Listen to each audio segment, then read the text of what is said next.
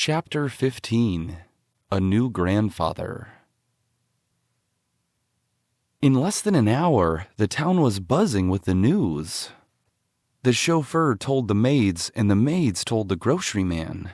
And the grocery man went from house to house telling that old James Cordis had found his 4 grandchildren at last. In fact, the biggest part of the town knew it before the children themselves. Jess and Benny came across the lawn to select some white moonflowers for Violet's tray. They were just in time to hear Henry say, "But Grandfather." "Grandfather?" echoed Jess, whirling around to gaze at them. "Yes, Jess," said Henry eagerly. "He's the man we've been running away from all this time." "I thought you was old," observed Benny.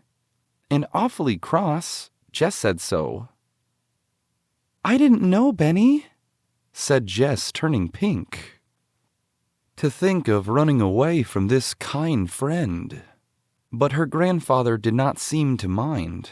He stroked her short silky hair and proposed that they all go up into Violet's room with the moonflowers. There was no stopping Benny. He rushed into Violet's room, dragging his grandfather by one hand and shouting, "It's Grandfather Violet, and he's nice after all. I shouldn't wonder."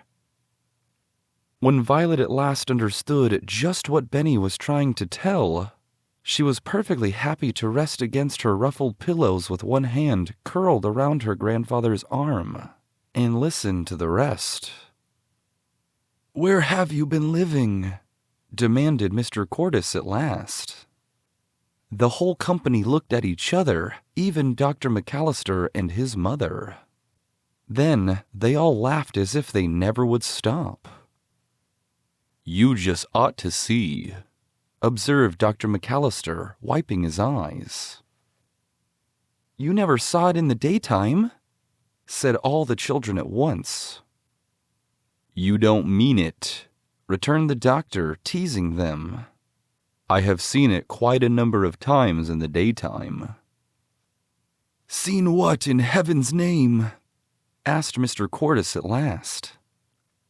Then they told him, interrupting each other to tell about the beds of pine needles, the wonderful dishes, the freight car roof over all, the fireplace, and the swimming pool.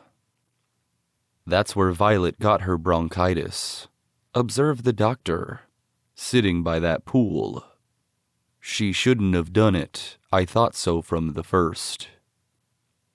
"You thought so?" repeated Henry, puzzled.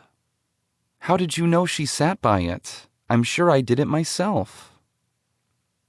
"I was your most frequent visitor," declared the doctor, enjoying himself hugely.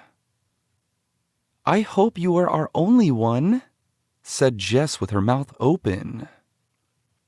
"Well, I think I was," said the doctor. "The first night after Henry mowed my lawn, I followed him as far as the hills to see where he lived." "Why did you do that?" interrupted Mr. Cordis. "I liked his looks," returned the doctor. "And I noticed that he didn't tell much about himself, so I was curious." "But you surely didn't see the freight car then," said Jess. "No, but I came back that night and hunted around," replied Dr. McAllister.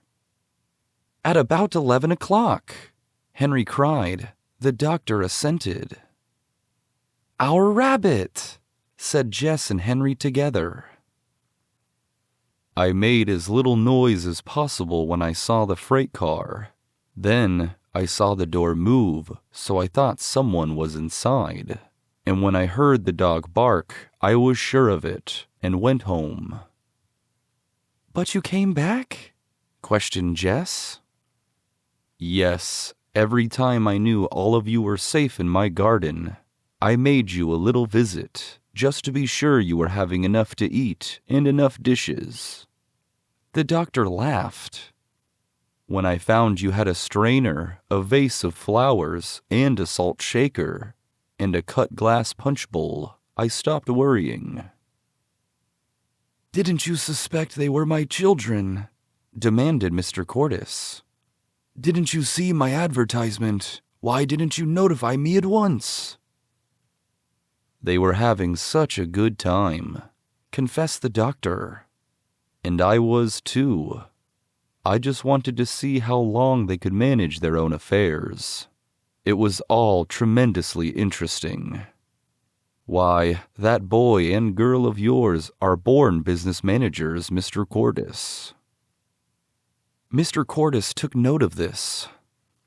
"But I don't see yet how you knew Violet sat by the pool," said Jess curiously. "You couldn't know that, of course," replied the doctor. "I went up twice when I knew Henry had taken the dog down to my barn to catch rats. I hid behind the big white rock with the flat top." "That's Lookout Rock," explained Jess, "where we used to let Benny watch for Henry. But we didn't hear you." "No," said Dr. McAllister. "I didn't even snap a twig those times, but I had the very best time when I went with Mother." "Have you seen it too?" cried the children. "I have indeed," returned Mrs. McAllister. "I have even had a drink from your well." "Everyone has seen it but me," said Mr. Cordes patiently. "We'll show it to you," screamed Benny. "And I'll show you my wheels made on a cart, and my bed out of hay, and my pink cup." "Good for you, Benny," said Mr. Cordes, pleased. "When Violet gets well, we'll all go up there, and if you'll show me your house, I'll show you mine." "Have you got a house?" asked Benny in surprise. "Yes, you can live there with me if you'd like," replied Mr. Cordes. "I have been looking for you for nearly 2 months." Under Mrs. McAllister's wonderful care, Violet soon became strong again. But she had been skipping around the garden for several days before the doctor would allow the visit to the freight car house. When at last the whole party started out in the great limousine, many people looked out of their windows to watch after Mr. Cordes and his grandchildren. Many of them knew Henry as the boy who won the race, and were glad he had found such a friend. But when the children reached their beloved home, they were like wild things. Watch capered around furiously, taking little swims in the pool, and sniffing at all the dear old familiar things. Mr. Cordes seated himself on a rock and watched them all, exchanging a glance now and then with Mrs. McAllister and her son. "See our building?" shouted Benny, for that was what he always called the fireplace. "It burns really too, and this is the well, and this is the dishpan, and this is the refrigerator." At last, everyone climbed into the car itself, and Mr. Cordes saw the beds, the cash account on the wall, the wonderful shelf, and each separate dish. Each dish had a story of its own. "That's more than my dishes have," observed Mr. Cordes. Mrs. McAllister, who knew what the dishes were, was silent. They ate chicken sandwiches on the very same tablecloth, and Benny drank from his pink cup, and Watch couldn't understand why they went away at all.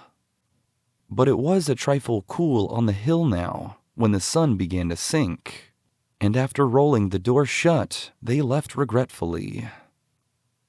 "Tomorrow," suggested Mr. Cordes as they drove home. "Will you all come and see my house?"